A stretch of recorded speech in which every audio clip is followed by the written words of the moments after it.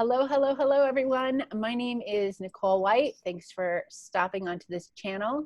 I am a rapid transformational hypnotherapist, as well as a holistic health coach, artist, many other things. And I have Tiffani on the show. She's going to introduce herself in a minute.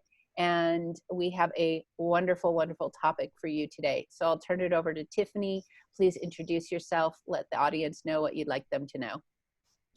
Hi, I am Tiffani Cappello. I am also a rapid transformational hypnotherapist and a life coach specializing in transforming the mind.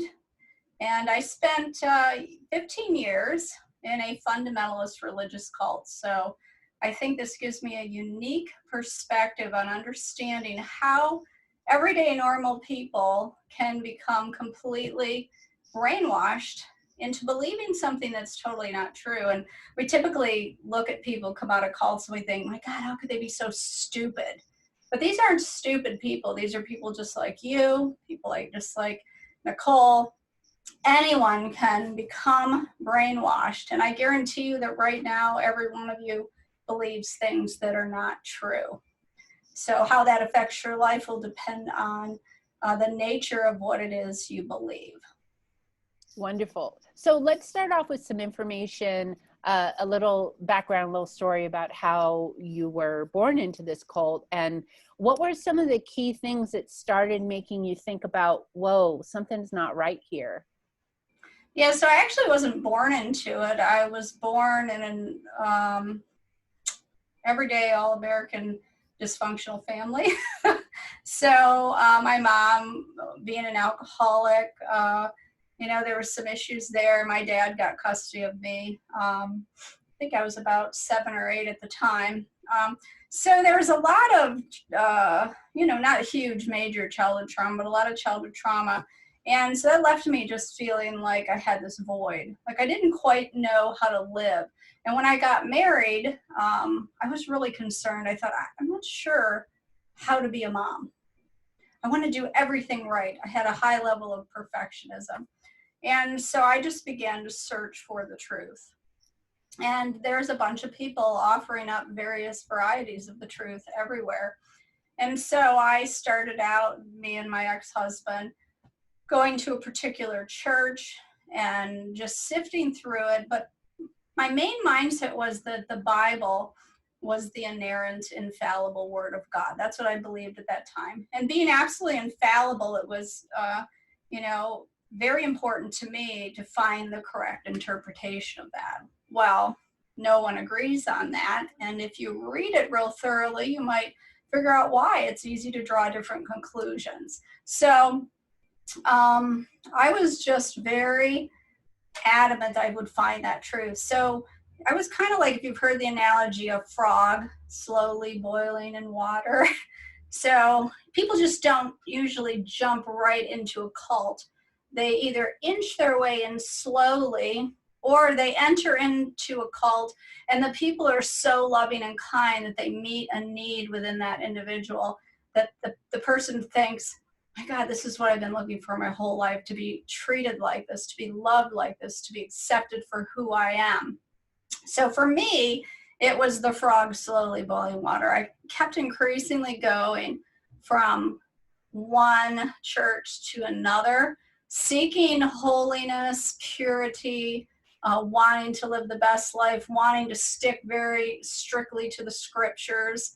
And eventually I just got into extreme religious group, even groups where women covered their heads as a sign of submission. So I ended up in the end in the Independent Fundamental Baptist. Now, if anyone's listening and they're Baptist, I'm not saying that all Baptist churches are cults. Mine definitely was. There's many clear signs of being in a religious cult. What are those? Yeah, they tend to be very controlling. So they're telling you how to live your life on a minute scale. And here's the real key factor. Some details of that. Like, what were some things that they Yeah, were telling you? I would say, if I'm honest, even from the very start when I started going to church, there were cultic elements. Cultic elements exist in a lot of mainstream evangelical churches. So I'm not saying every church, okay? But in a lot of mainstream evangelical churches, you'll find tiny little shreds of cultism. So as I moved, the churches I attended, I think, became more cultic. Give us some examples for people who may not know, have never experienced that. Like, what are some things that they specifically told you or hinted at that you feel are cult-like? The main thing, the main cult-like element is we have the truth and all of those poor people out there don't. Okay? And it could be a denomination saying, our denomination is right. And all those other Protestants or all those other Catholics or all those people who aren't independent fundamental Baptists, it's so sad for them. And that could even be carried over to the extreme where it was with the last church I was in, where it was taught that, we are the only right church probably in a 3-state radius, because all of these other independent fundamental Baptist churches are not 100% teaching the truth. They're all polluted by sin. So that was a key element. We have the truth, and it's almost like an elitism. And then another key element is just, I lost my train of thought. That happens once in a while. So let's just focus right now on that elitism. Just believing that we have a corner on the truth. So that means that you don't want to read other books that might give you a different opinion. You don't want to associate with other people who call themselves Christians because they have a different opinion. So you put up this wall, this bubble around yourself to protect yourself from error, because you were taught that the devil prowls around seeking whom he may devour, and he masquerades as an angel of light. And this is a common teaching.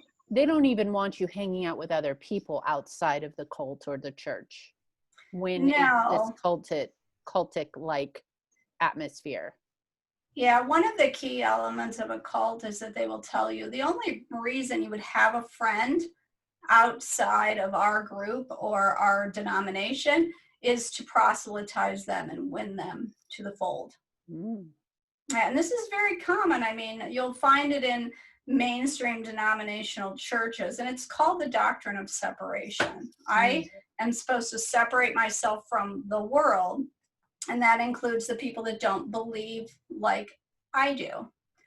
Anyone who doesn't believe like I do is a problem. Yeah.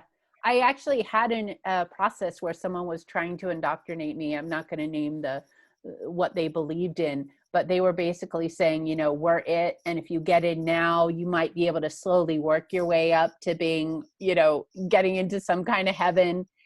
And everything in my body just lit up, and it was like, oh my gosh, I got to run. And this was coming out of an internship that I was doing, and I wanted the job there. And basically part of getting the job there was also becoming part of their church. And I mean, I was like, oh no, but that's fascinating. Yeah, smart you. And so, like, within our group, another thing that happened that I don't think happens really commonly except in the more extreme cultic churches is to be publicly called out on a regular basis. So it was frequent that people would be mentioned not by name from the pulpit. The pastor and his wife would come over for dinner and then say, some people feel that teaching their children writing is more important than memorizing Bible verses. They're not prioritizing the Word of God in the lives of their children. Of course, he had just been to my house. He saw my writing curriculum. I was a homeschool mom. So it was those sorts of things occurred very frequently. Or he might make a little shot at those people that drink energy drinks instead of relying on the Lord. And you would know that he was talking about so-and-so over here. And so public shaming was a huge element. And they would preach about every aspect of your life. And you were expected to be at church Sunday morning, Sunday evening, and Wednesday evening. And if you got sick, unless you had you were debilitated and, couldn't get out of bed, you were expected to be there because the church is the priority above anything else. So what woke you up to something's not right here? I need out. Well, one of the things is I started to get a little annoyed by, by the good people in the church getting called out like that. And I noticed if you left the church, these horrible things would be preached about you after you left.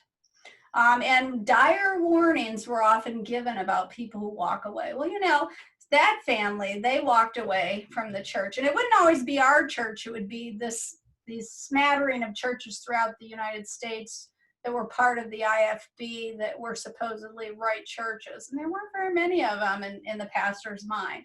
So, this family left and the guy died of a heart attack 3 weeks later.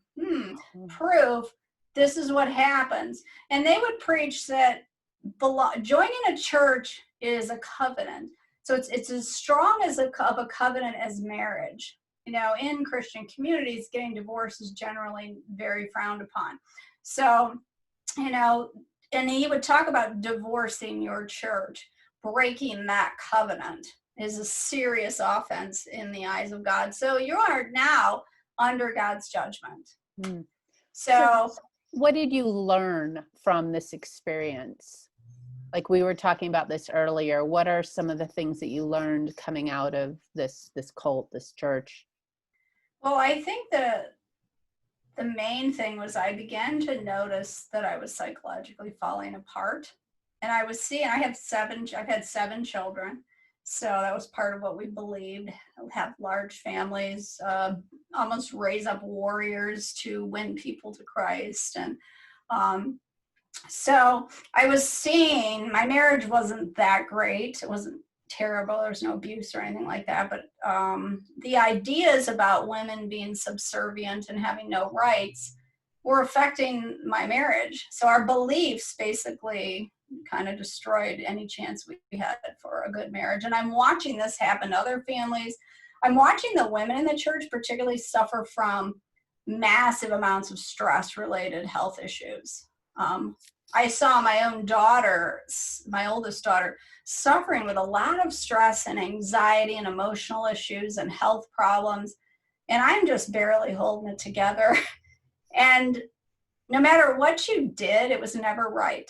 I mean, you think, I'm doing pretty good. And then you go to church and hear a sermon and you were sure to hear of what you were failing at. It was a constant atmosphere. It's another component of being in a cult.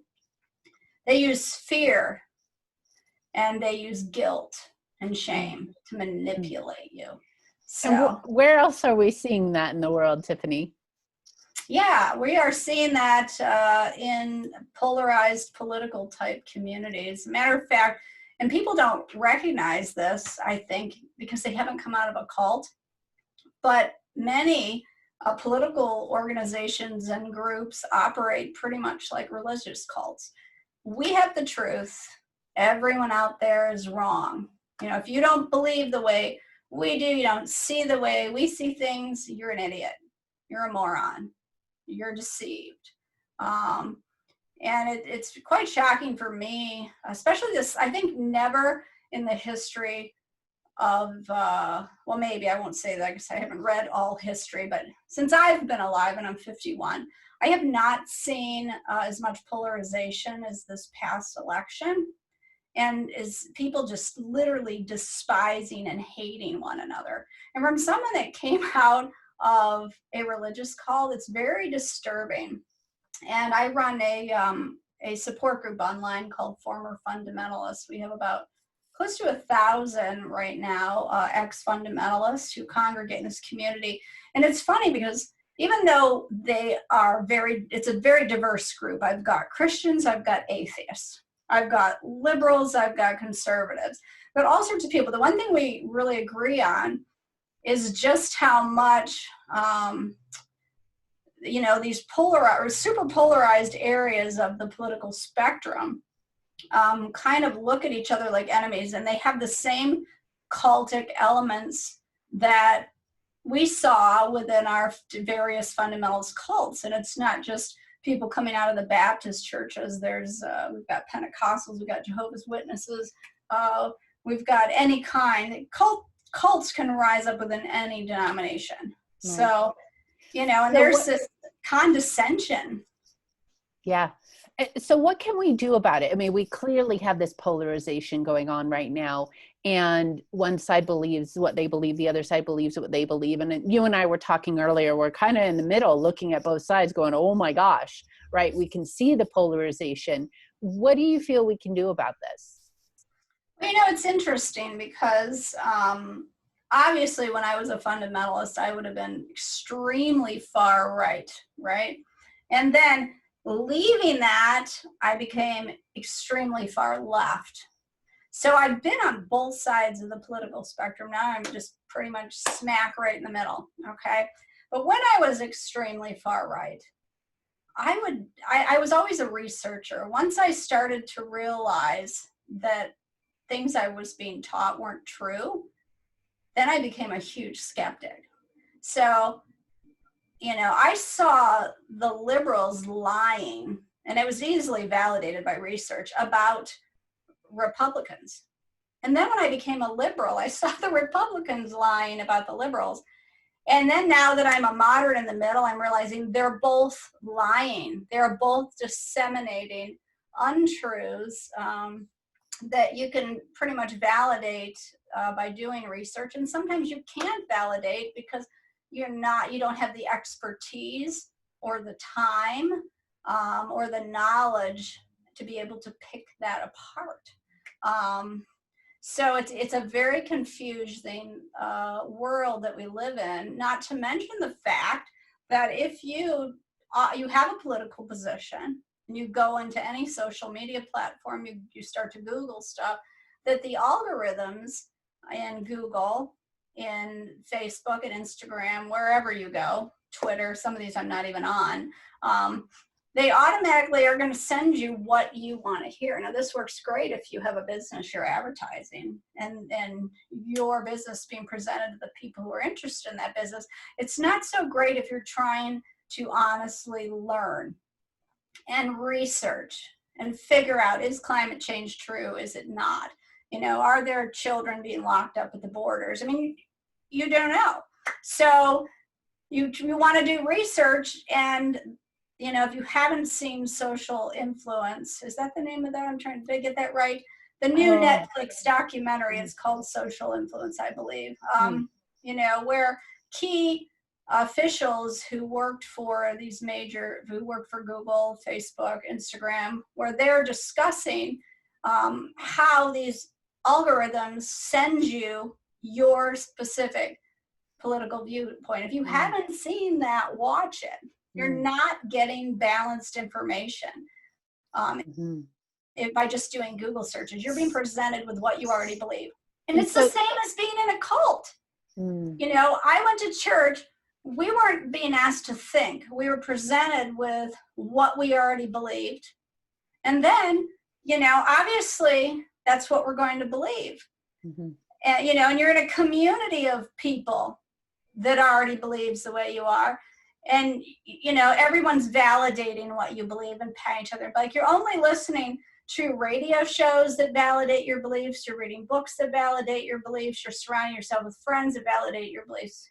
So what you're saying is that the algorithms are actually set to know you enough to know what your beliefs are already. So that's the only information that you're getting, no matter what side you're on.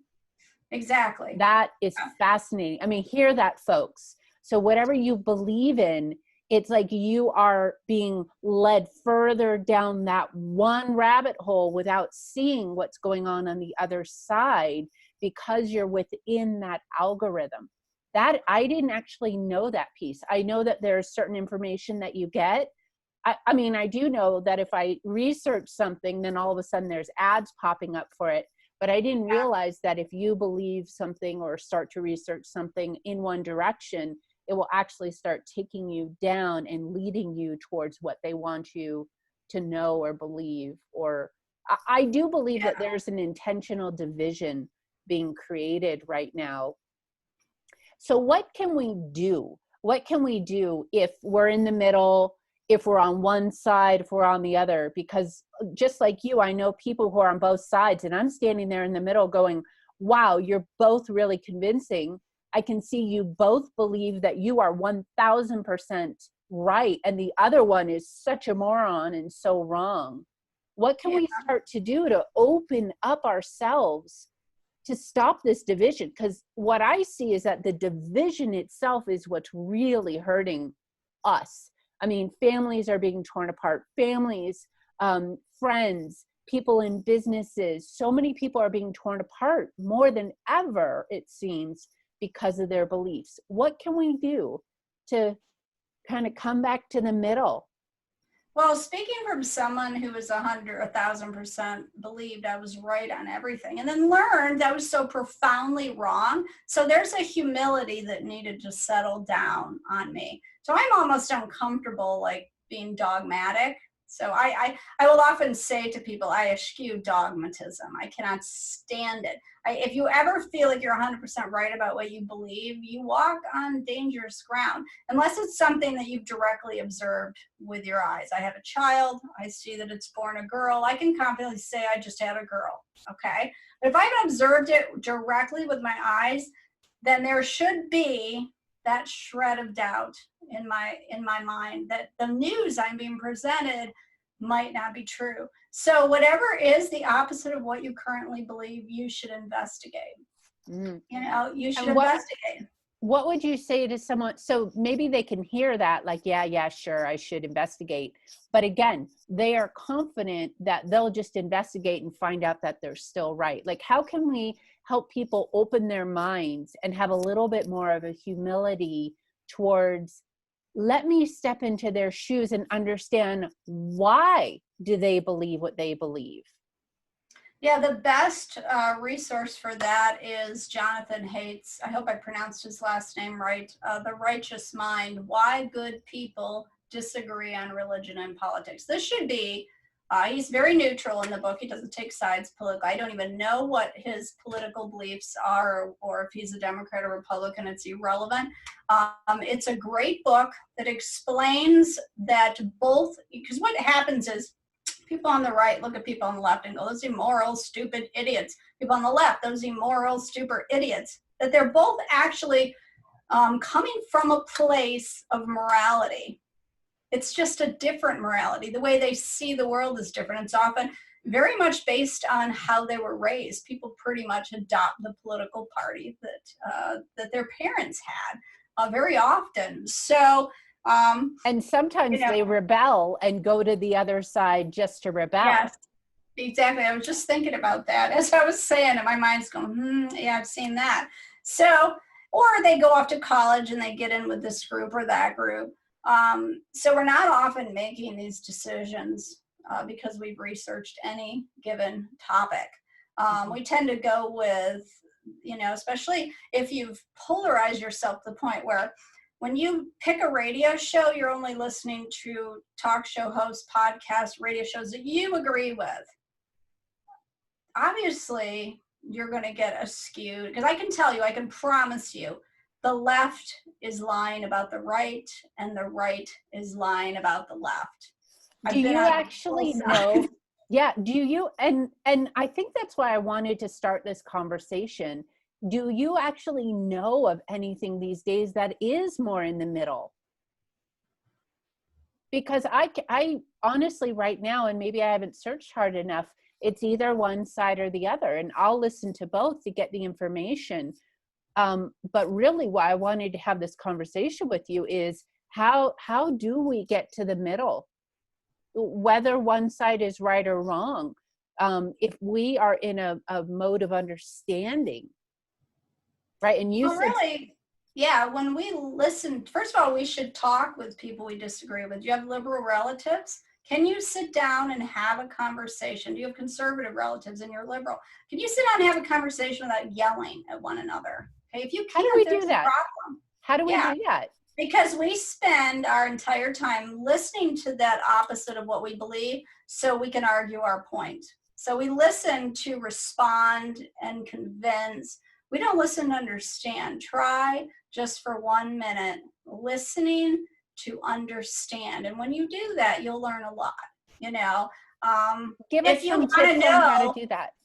yeah, if you want to know whether racism is as big of a problem, go and talk to people who live in the inner city.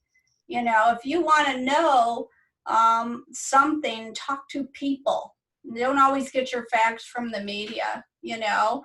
Talk to scientists about, you know, climate change, who are pro climate change, who are against climate change. Read both sides, study both sides. And then when you draw an opinion, you've drawn it accurate. You might still be wrong, but at least you have looked at both sides. And people are terrified at looking at both sides. When I was in a religious cult, it was scary to look outside of my group and analyze other beliefs. We were discouraged from that. Don't do it. Don't listen to those people out there, because your mind will be deceived with their garbage. I see the same thing in politics. You know, those people are idiots. Don't listen to them. Those people are idiots. Don't listen to them. Let's talk about trigger points, and let's kind of really get into the nitty gritty of how to help folks who may be on one side and they're like, oh, okay, this conversation has opened my mind. I want to go have a conversation with a relative on the other side. Because you can go in with the thought, oh, okay, I'm going to go in, listen for a little bit, and then give my opinion, expecting them to listen. But honestly, first, you probably have to be in a place where you're open and listening.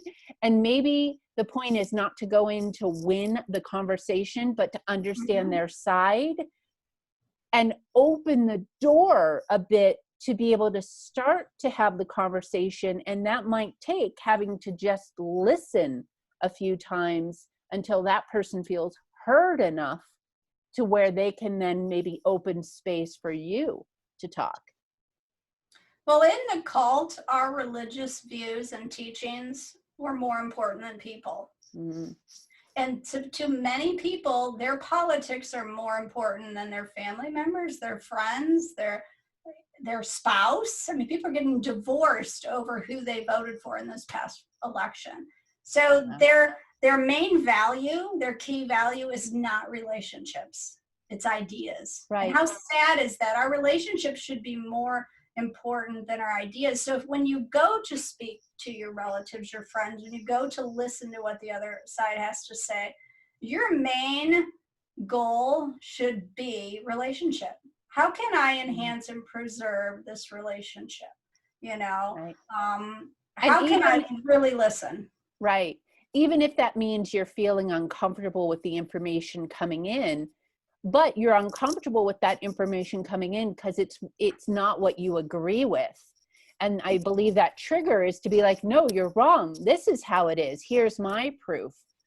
But, you know, let's come up with some like really good tactics for people to feel the uncomfortableness maybe of what somebody else is saying and be like, okay, I don't have to believe what they're saying, but can I take it in and try to understand where they're coming from so that I understand them better? I can go off and do some research and then maybe come back at another time and have questions or talk to points. Because what people are now doing, like you said, I'm right, you're wrong, I'm right, you're wrong. And all that's creating is war. Yeah. And people don't change their beliefs easily. Our mind is sort of wired against that. But one of the core principles, I teach something called the core life principles in my coaching practice. And there are 12 principles and beliefs, they're basically beliefs, that when you adopt them, it transforms your life. So one of those principles is just people do the best they can with the knowledge they have. So just like you are really invested in the things that you believe are right, those other people are too. And there's a reason they came to believe that. Like, you know, if you go into the inner city and you see a 11-year-old child who goes and steals a sandwich from a local store, and you watch him run out of the store and you see him knocking to an old lady on his way out, You think, oh, yeah, terrible, that kid. He doesn't believe in working for his food. But then you find out that his mom is disabled. She has cancer. She's a single mom. Some reason they're checked, for, they can't get to the food bank, whatever. Then suddenly your eyes open and you think, gosh, that's all he knows. He's doing something for his mom, and you see him through different eyes, So understanding that principle, people do the best they can with the knowledge they have. So you, coming from your political perspective, or coming from a knowledge base that you have and learned in your mind, that individual is coming. If you can get together and talk and communicate and listen. Now, if you want to listen and the other person doesn't want to listen, you got a problem. So communicating with that individual, it's like, we are coming from, so you can either say to yourself, our relationship is so important that we're not going to discuss politics. Now, I have friends like this. I still have extremely religious and very conservative friends who probably go to churches that I would consider cultic. And they think I am on my way to hell because I'm no longer part of that religious group. And they will tell me. And I will say, if we continue along these lines, we probably won't remain friends. I value friendship. So we can either agree to be friends and agree to disagree on this. That means that we never come at each other trying to convince the other person that they're right. And my best friend believes on a lot of things different religiously and politically than me. And we get together and we just don't discuss those things, because if you think about it, there's so many more things in this world. But in religious cults, you put your religious views above anything else in life. They're more important than people, and people do the same thing in what I call political cults.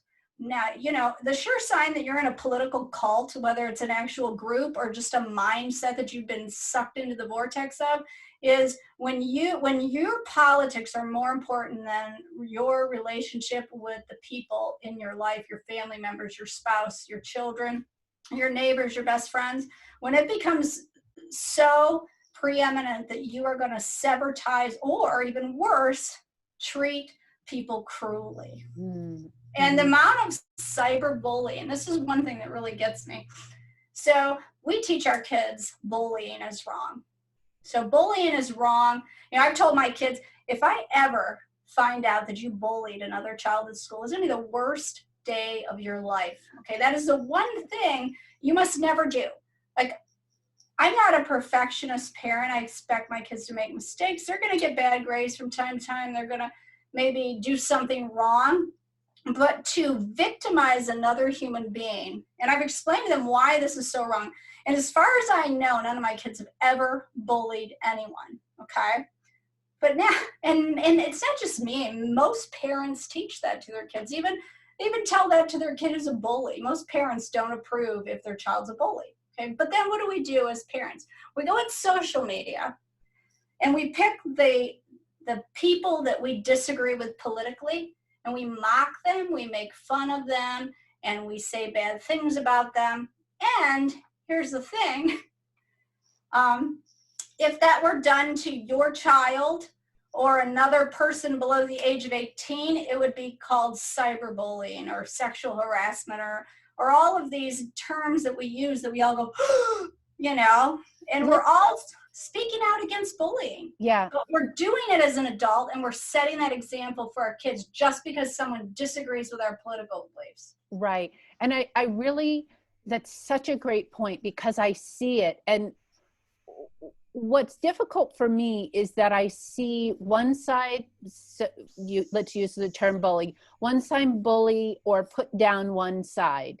And because there's a big group of people all agreeing, they're getting more energy to do that. But then when that group who's bigger than this other group see one or two posts about a bullying on the other side, they all attack that person like, how dare you? And I don't want to give examples, but we all know what we're talking about. We all do it. It's very easy to get into a clique that believes what you believe and believe that you're right, they're wrong, to be able to put out mocks and memes and funny, you think is funny, but it's really bullying that person or that group or that belief system. Yeah. But it's really become, you can dish it out, but you can't take it. And I grew up in an environment where certain things were dished out. And when I came up in front of it and dished out a little to the other side, oh, I stepped over the boundaries. It is not okay to make fun of one thing. Meanwhile, I'm getting made fun of for all these other things. Yeah. So how do we come to neutral with that? How do we really see that anything that we put out that's destroying someone, or the intention is to destroy something or something, is really this one-sidedness, and you're not even looking at the other side of it? And then you get completely offended by the other side doing the same thing that you're doing. Yeah.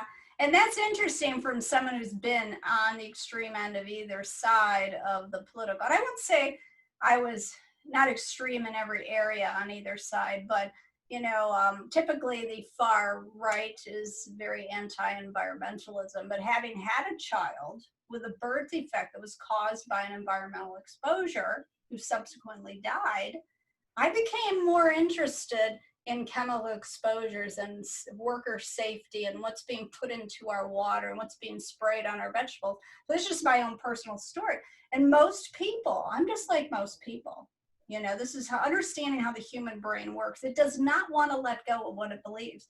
And until, the pain of remaining the same becomes worse than the pain of changing your beliefs, you tend to stick with what you believe. And so suddenly I was forced to see the other side. Mm-hmm. And that's when I thought, well, maybe there's some validity to the fact that there might be some environmental issues that I want to investigate. So this is what usually it takes for someone to make that shift. But I think truly, if you want to overcome this tendency in yourself, is to be willing. What are those issues that you are really feel strongly about? Research both sides. Right. And I can almost guarantee you that the truth on most things, I won't say everything because I don't like dogmatism at all, the truth in most things lies somewhere in the middle. And that is a phrase right. I teach my children. The truth usually lies somewhere in the middle between the two extremes. And if you find yourself in any extreme position in anything, not just politics or religion, beware. Okay, beware. Yeah. And always look at the other side before, if you're going to pick between two surgeons, because you're going to have an open heart surgery and you're given a choice between two surgeons, what are you going to do? Are you going to pick the surgeon that agrees with you on religion or politics? Or are you going to pick the surgeon that has the best track record for getting you through surgery alive? Okay. If you're going to make an educated decision, you're going to pick the more skilled surgeon. So we look at both sides in other areas. When it comes to politics and religion, we're like, nope, I'm not considering. If you're a liberal, that means you're an idiot. If you're a conservative, that means you're an idiot. I'm not listening to you. I'm not reading your books. I'm not, I made it a point to listen to people I totally disagreed with, because suddenly once I came out of that cult, and I no longer was operating under the illusion that I was incapable of being deceived. And then I realized that, gosh, 90% of everything I believed was wrong. That is extremely humbling. Okay, most people, this way it gives me a unique perspective, and those people in my support group, unique perspective on the world that few people have. And I wish, we could get out there and talk about it more. Look at what you believe and look at the other side. Then when you come to a conclusion, you can feel really damn good about it. Right. Well, let's talk about, I want to hit on the news, and I also want to hit on social media, because not everyone's on social media, but a lot of people are. And again, it's very easy, like being in a clique in school or in a religious environment or belief systems, what I see online a lot is one side really making fun of or bashing or, you know, all these things to the other side. And what I keep trying to think about is, how do we become neutral? It doesn't mean you change the way that you think, but how do we stop this, you know, basically cyberbullying stopping? And when you put up a post that is basically saying so-and-so is, you know, this, that, or the other thing, you are coming from a judgment that you are 1000% right. And then, I mean, I can't tell you how many arguments I see online. Someone will post something and it's basically a blanket statement about how one side is wrong and one side is right. And then you start seeing these fights in the comments and no one's getting anywhere. We're just fighting. And one thing I want to say is, they've done studies where people at the end of their lives, they look back and it's like, what do you wish you would have done? None of them are like, wish I would have worked harder, made more money. It's all about relationships. And now more than ever, we see these relationships being broken apart because, you know, now that we're talking about these political and these religious views. So how do we give people some substantial things that they can start with, like starting to listen, like starting to look at sources opposite of what their belief systems, but how can we start doing this more peacefully, for instance, within social media, where we're not getting on the bandwagon and either ganging up on one side or even fighting? Like, I find I have to just kind of ignore a lot of it. I find like if I were to say something like, ooh, that wasn't nice, why don't you be neutral? That's going to start up there saying, well, these are the reasons why I say that and why I believe it. So what is your opinion on what we can do now to stop this divide and to start coming back together more? Well, first of all, I don't know that I would love if someone out there listening to this has had a political opinion changed by an argument on Facebook. I want to know about it. I actually have. I posted something. I remember what it was. And I had a woman say, you know, and she just called me out. She said, what you said was kind of almost like cyberbullying.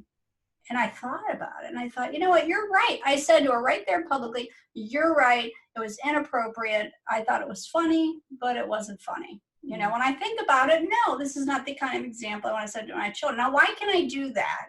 Not because I'm better than people, but because I came out of this cult, I don't come with the assumption that I'm always right. You know, so recognizing, first of all, that you just might be wrong, you know, and I try desperately to avoid posting things that are really strictly political. It's not doing a damn bit of good. You're just preaching to the choir. You upset the people who disagree with you, and the people that agree with you go, yeah, okay. I said that anything's terribly wrong with it. I mean, there are issues like that I am really strong, and I've gotten arguments on Facebook myself. I've posted things myself. So I'm not innocent here either. The posting of one side or another isn't going to stop, but how do we, you know, I know we both know this, but like, how do we share with people a different way to word it? Even if it's like, I know you may not all agree with me, but this is my belief. If you have proof of it being the other way, please post a link. Like, I keep trying to think of, you know, when I look at social media, like how, because people that's what the platform is about. How do I share who I am? How do I share what I'm thinking? And right now, as we're talking in December 2020, this whole thing is still huge. So how do we open it up to have the conversation, but with this humility, with this openness of, you know, I really want to make fun of this one person, but I know it's not appropriate because not everyone believes with me. You know, what are... Well, I wonder why it's so difficult for people. And I guess I know because I was in a religious cult. And when I was there, it was an asshole, okay? Whenever you go to one total far extreme, you become an asshole. I'm just convinced, okay? And I was an asshole because I just looked with disdain and condescension on anyone who didn't believe. If you can get past that and just say, this person believes, you know, reading The Righteous Mind by Jonathan Haidt will blow open your mind to the fact that People believe the way they do for a reason. It doesn't make them an idiot.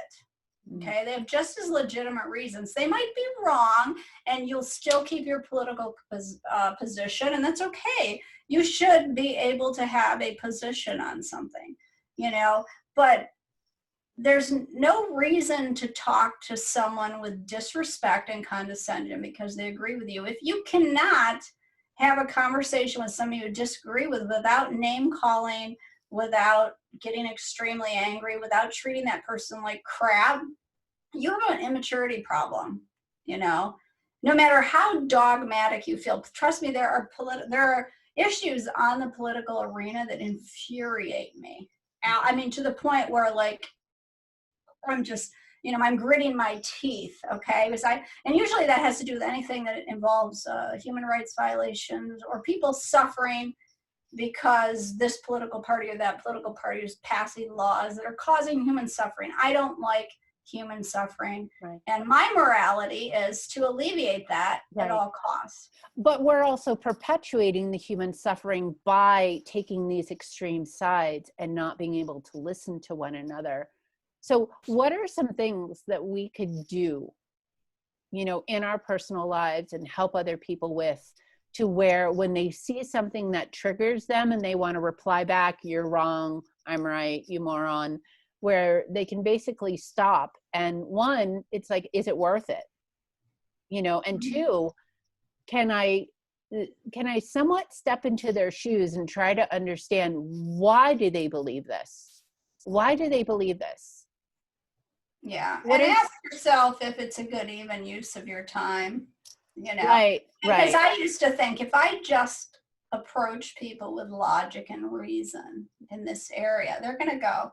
And it doesn't work. It doesn't work. It doesn't work. Some people are, well, probably over 50% of people that you say, here is my opinion on why you were wrong. And I'm pretty much mostly respectful. Here's my opinion on why you're wrong. And here is some research to validate that. But now, that's fighting words, because somebody hears what I think isn't right and they immediately go into, well, I need to show you why I am right and you're wrong. Well, here's the thing.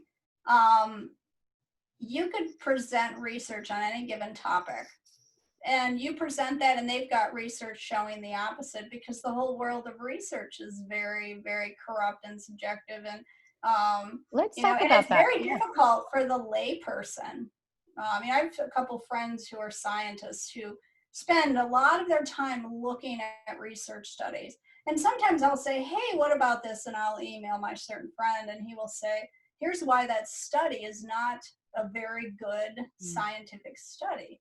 There's problems with the control group. There's problems with the way they, quantify the research or whatever. So and this is the difficulty we have in our society, is the fact that it's sometimes very, very different. For example, let's take the issue of climate change, okay? I am not a climatologist. So if I decide I'm going to look at this issue, it's very difficult for me, having no scientific background in climate and environment, to decide which there's scientists on both sides, which scientists are right. Okay, so I need to approach this topic with a degree of humility. It's like, I'm not an armchair quarterback. You know, everyone laughs about armchair quarterback. That idiot, I could have done better than that. But no, you couldn't. You know, you're sitting in your chair, 20 pounds overweight, eating potato chips. You've never been a quarterback. You never will be. This is the kind of arrogance that we have, you know. And it's sad, because how do we know? Sometimes you just have to say, I'm going to look at the research, I'm going to come to the best conclusion I can, but I might be wrong. But what happens is, when you have these polarized political opinions, now what would happen, just theoretically speaking here, if people would just get together and listen to each other? You know, what would happen if we would just take a singular issue, and instead of getting together and arguing and trying to prove your point like a debate club, we just got together and said, okay, I want to figure out where the commonality is. Where is this person right? Because if you think about it, it's not really feasible that they are wrong about everything they have to say, and I am right about everything I have to say. Even if I think I'm 90% right, don't I want to know where I might be 10% wrong? Mm-hmm. So there's, And a yeah. great example of that, like I deal a lot with food. I've had, a lot of eating disorders, and what I try to do with food, with the classes that I teach, is teach people the middle ground. Let's look at the ingredients. And where most of the world is like keto, no, vegan, no, paleo, no, this. And every diet that's out there will show you the research, will show you the benefits, will show you the people who have had wild success. But on the other hand, what you don't see is the people who have failed each one of those diets, who have felt bad about themselves for not being able to stick to the diet for one reason or another. So, and then the science, right? There are literally, let's take the extremes, right? Paleo versus vegan. Let's just take those extremes. And I'm not on either side. Both can convince you, if they have you in front of them, both can convince you they're right and the other is wrong. So you can listen to a vegan for a day and be like, oh my gosh, I'm 1,000% confident I need to go vegan. And then you can go listen to someone who promotes paleo and you can go, oh, wow, they're right. So we really have to come to a middle ground where, like you were saying earlier, where we don't glom on 1,000% to this is right and this is wrong, because there is proof, science, people on all sides saying, I'm right, you're wrong. And then these are like, no, we're right, you're wrong. But if we can come together and just adopt a little bit of this and a little bit of that, and like you were saying, maybe you're on the left about a few things, and then you're on the right about a few things. I feel this is a healthier way than saying, no, I have to be completely this or completely that, because honestly, isn't that a form of racism? Yeah, and it's the dogmatism that's really the enemy. I think people need to see dogmatism as a dangerous way to think. Right. And the food example is fantastic. Yeah. And for those who may not know, what do you feel is dogmatism? Maybe not. I'm 100% right, and what I believe is 100% right. Mm-hmm. It's interesting because but it is human nature to fall into that. I mean, the food example I had chronic fatigue immune deficiency syndrome for 2 years, really bad, 5. I cured myself with a paleo diet, very low carb, and some supplements and stuff to deal with small bowel infections and so forth. Okay. I was a nutritional consultant for years. Then I went keto for various reasons. And now I'm eating plant-based diet. Okay, I had some issues on keto that have now become pretty, severe enough that I needed to make that switch. But I'm not dogmatic vegan. I eat fish, So it's interesting because now I have a functional medicine physician, and I interviewed her actually. She's a great doctor. A doctor that agrees to be interviewed, first of all. I'm hiring you and to govern and manage my health. But I also interviewed her because I wanted a place to send my clients who are having health issues where nutrition and lifestyle would be addressed. So we went for a nice walk in the park. And I said, what diet do you teach your clients? And she said, well, there isn't one diet right for everyone. It depends on the client. Okay. Mm-hmm. So, some people feel very comfortable going to religious services every week. Other people, that's a disaster for them. So it's okay for us to adopt different lifestyles, whether it comes to eating or other things. It's okay. Yeah. But the problem is when we're dogmatically, my way is the right way and everybody else is an idiot. That's when it becomes a problem. And it's a very, in my opinion, immature way to think. But even presenting that on social media, you know, I think I posted a meme that said, if you vote Democrat or Republican this election, it doesn't matter, you're still my friend, because that's what maturity is. And I thought this was nice. I got ripped to shreds. Anybody that would vote for blank or blank is an idiot, and you're not my friend. Okay. And I'm like, okay. Yeah. So let's talk about where this comes from. Finish your thought. Yeah. Yeah. But not so many months earlier, I had posted something similar regarding COVID and the stance that I took in those early months. I'm like, if you believe this way and you're doing this, then unfriend me. I was that mad. So you see, recognizing how easy it is to slide into that us versus them mentality. Right. And I do want to speak to something about this, and I know this could be a trigger point, but it's exactly what we're talking about. Whatever you believe is your right to believe. But what I'm seeing now, like on videos, and again, I'm not putting an opinion out there, I'm showing it as an example, is what we're seeing now on some videos is people who are wearing masks literally attacking those verbally or whatever who are not wearing masks. And here's the thing, there are some medical reasons where the mask is more dangerous for some people. And so I don't want to get into if it's right or wrong, but if someone is wearing a mask and someone isn't wearing a mask, why is one person wrong and one person right? And where are you getting this information from? Is it the news, right? Is it mainstream media news? And we're going to talk about this, the brainwashing, the dogmatism. Why is what somebody else, why is it a problem for some of these people when it doesn't actually affect you? And my question is if someone's wearing a mask and going out and verbally or physically attacking someone who isn't wearing a mask, something isn't firing correctly here, because that person is wearing a mask to protect them from the other person, meanwhile getting in their face about them not wearing a mask. And I know this may upset people because you're going to have an opinion on one side or the other, but it proves our point. You don't know what's going on with another person. It's the same thing when driving. I know someone who, anytime someone cut them off or did something, they were mad, they would try to get revenge. For me personally, if someone cuts me off, I'm like, I have no idea what's going on with them, but I am safe.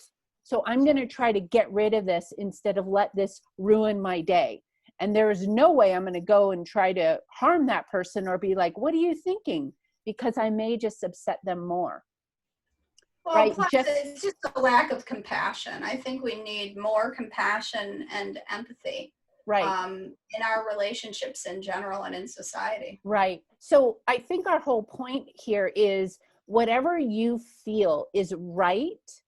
And if you're up against somebody who has a different opinion than yours, what can you do? Because we have to be the bigger person first. What can you do or think to where you stop yourself from just reacting to what's going on, that person, that post, the mask, the no mask, the food, the no food, the religion, the no religion, the left, the right, the middle, whatever it is.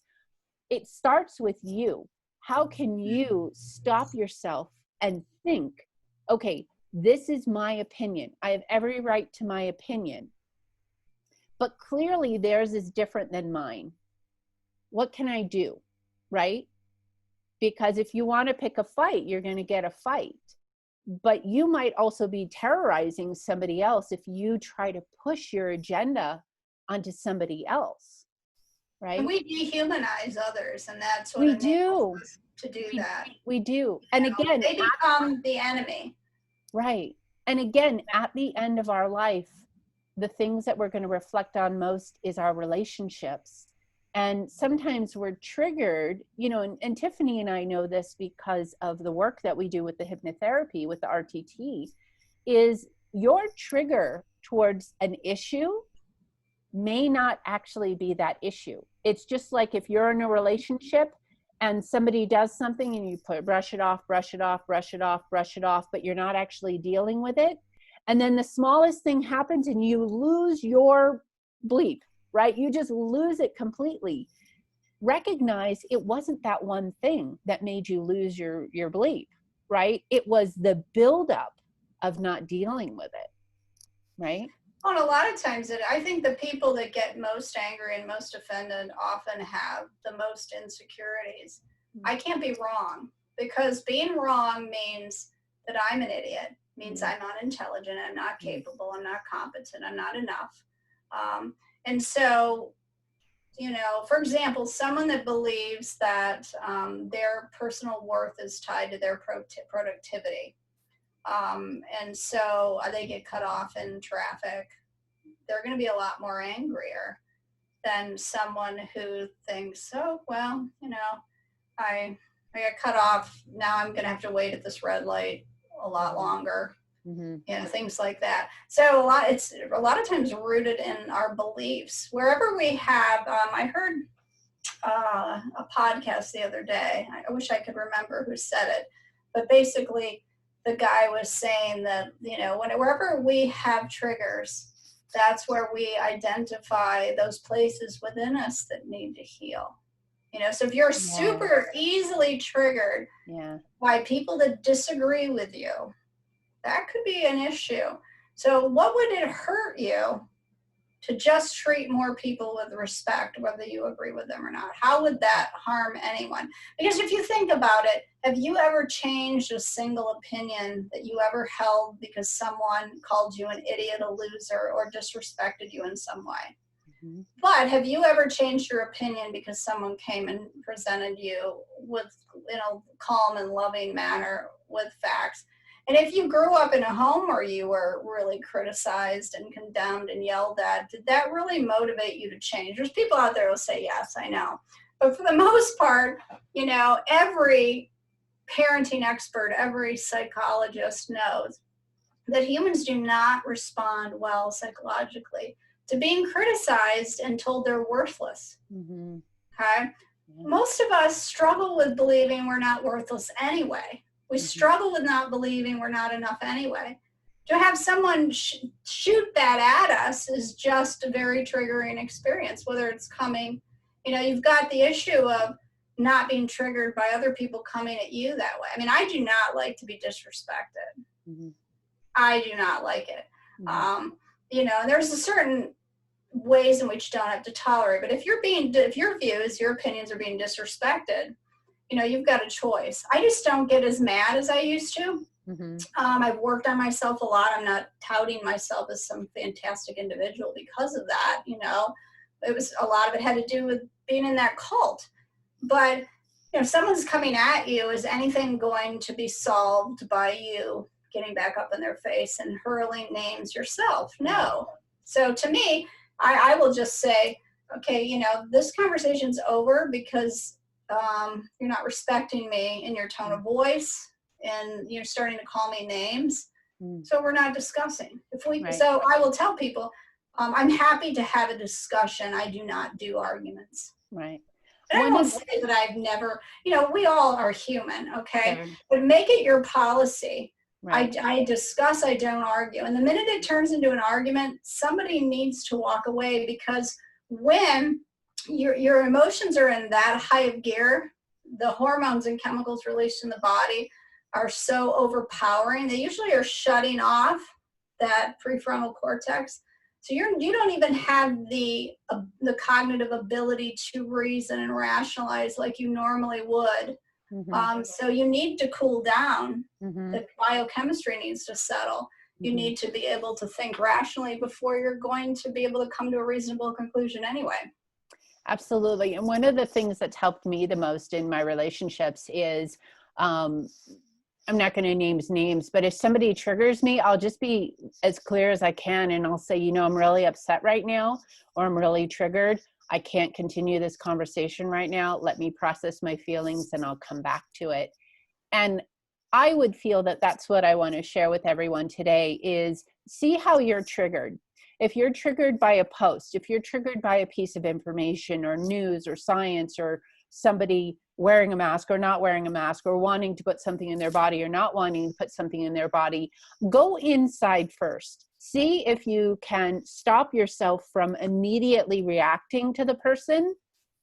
Go inside, see what your beliefs are, and see what your intentions are.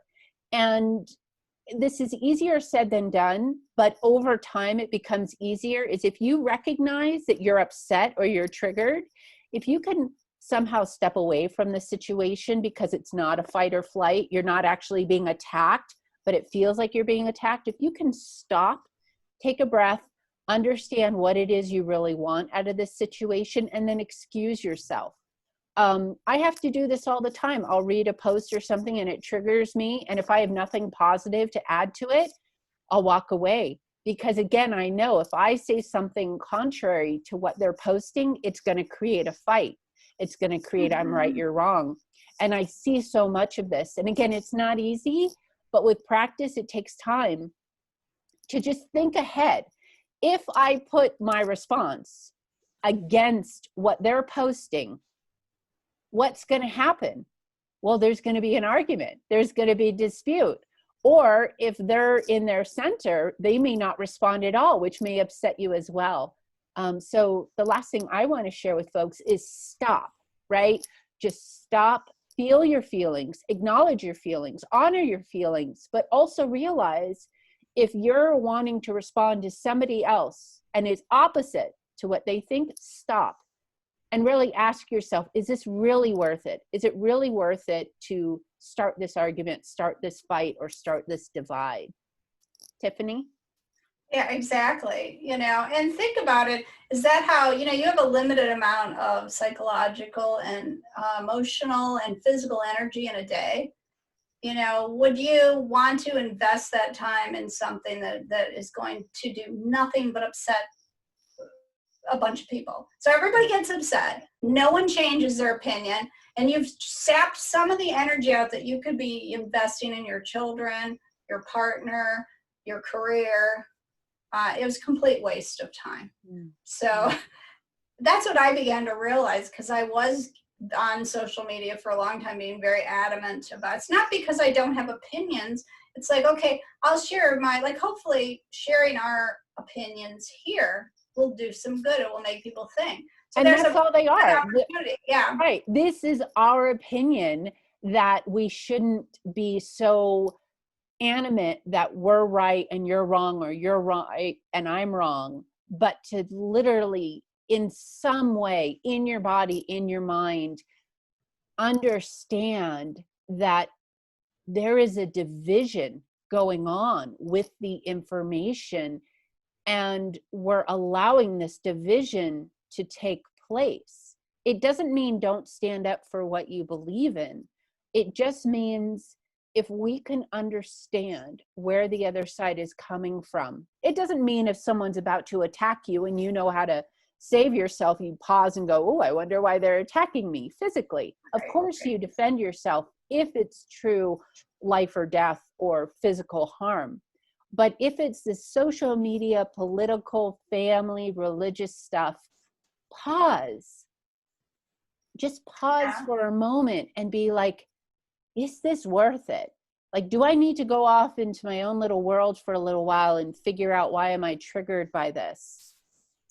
Or is there a way I can create more peace or opening in it? And that's because, again, I'm so hurt by this time because I see the division and I see so many people who have separated, don't even talk to one another because they're on two sides.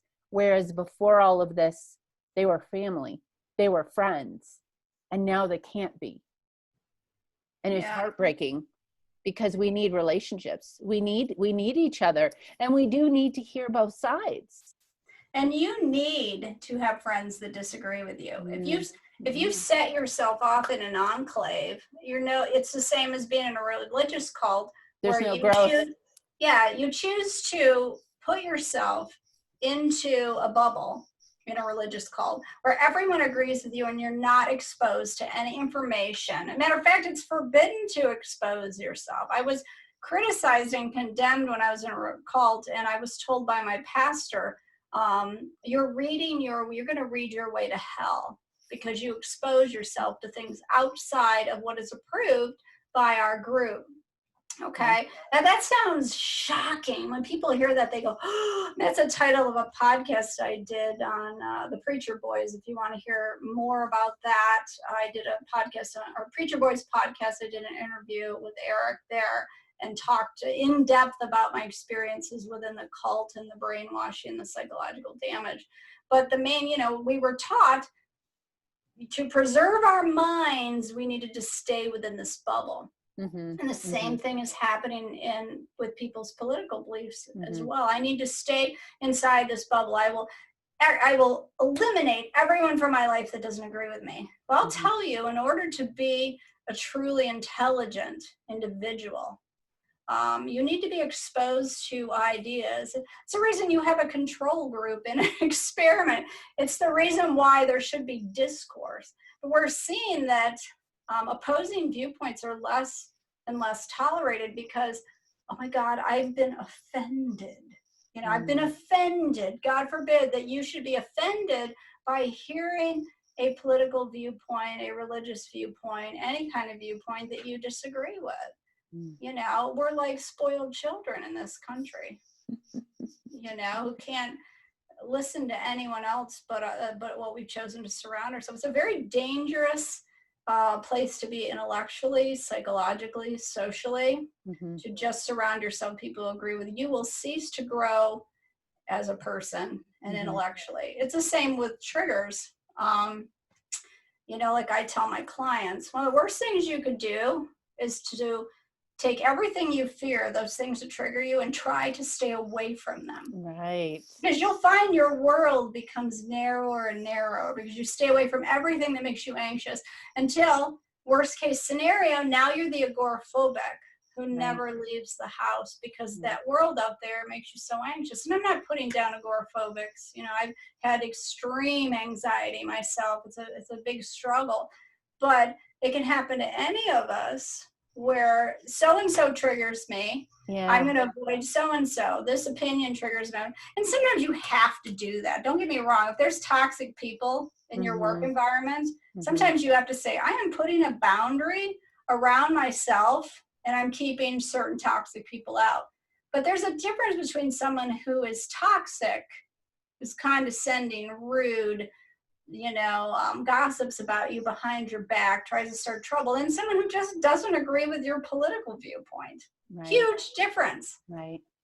And that's a great point about the agoraphobia, because what's going on now, and again, this could be my opinion and you could disagree with it, but sit within what comes up for you with this opinion is there's actually a lot of promotion to become agoraphobic right now. They're telling you everything is dangerous. Meanwhile, the sun is healthy for you. We need community. Yes, we need to stay safe. But my biggest thing that I wanted to get across with this and having Tiffani on and talking about brainwashing and cults and everything is I believe that there is a certain agenda with certain outlets that we listen to, right? News, media, all these things.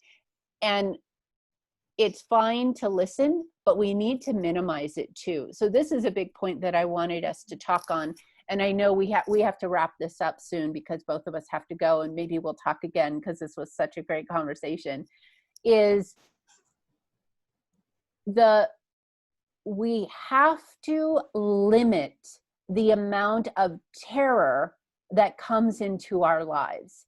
And so, for instance, with the political thing that's going on, with the corona thing that's going on, if you have the news on in the morning, in the afternoon, you're getting pings, you're getting information all day, all night, you're keeping track of the numbers, you are being fed fear all day long. And what people say, it's like a little bit of cognitive dissonance, is, oh, I'm just staying informed.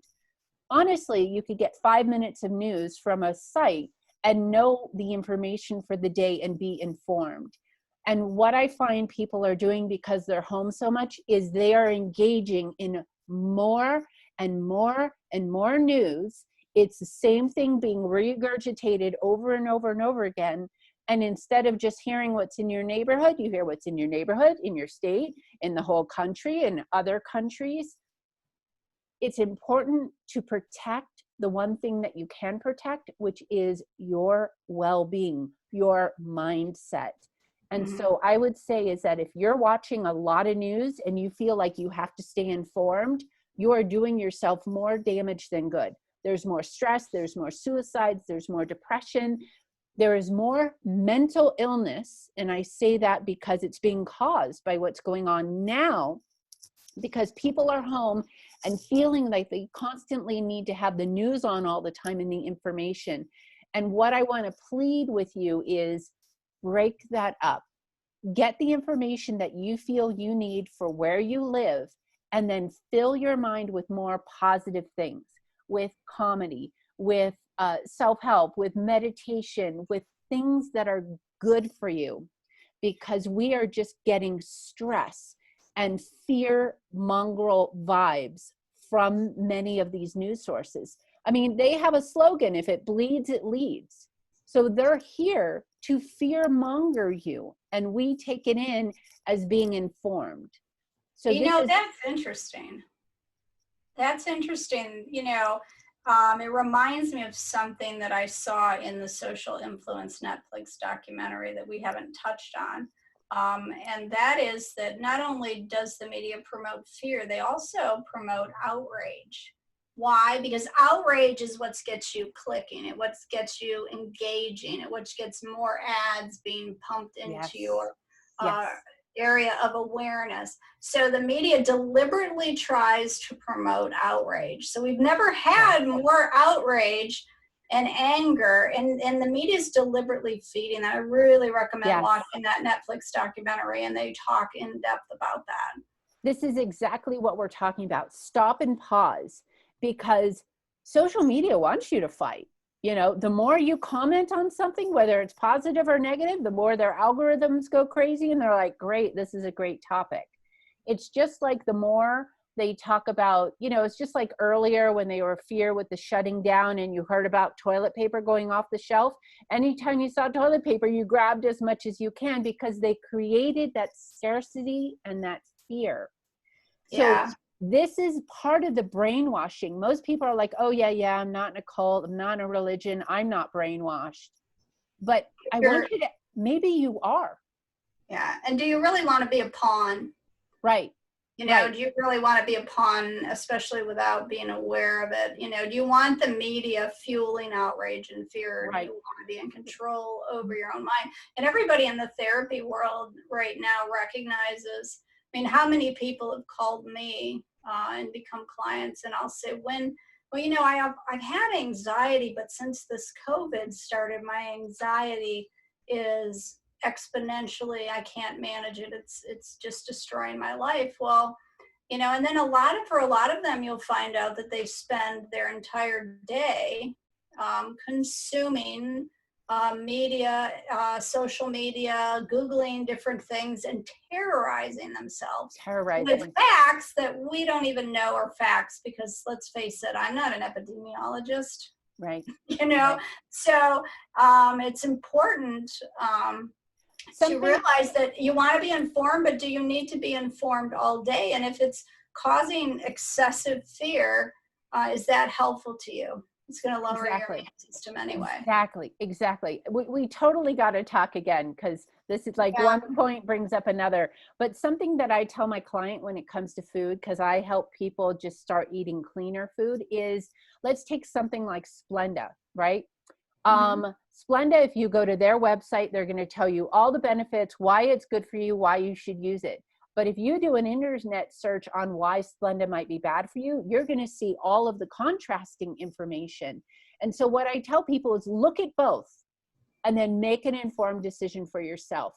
So this is what we're saying. Pause before you respond to someone. Pause before you fight with someone. Pause before you post negatively or make fun of someone or feel that you're 1000% right and everyone else is an idiot. Because this is part of the brainwashing that's going on right now with the media. They want you to take sides. The more we fight, the more we're divided, the more they have control of us, right? So, but the more we can come together and understand one another and be compassionate with one another, then we have what's actually truly most important to us, which is these relationships, and honestly, this freedom within our own mind and our own bodies, by being less stressed. Because any kind of fight is a stress, any kind of argument, any kind of disagreement, anything that makes you like grind your teeth and grumble all day, that's stress. And We're that's all we're sapping getting our from energy out. Exactly. You know, Exactly. we're allowing it to happen to us. We're allowing it to drain us of that energy we need. Exactly. Exactly. So this was such a great conversation, Tiffani. Tell folks how they can get a hold of you.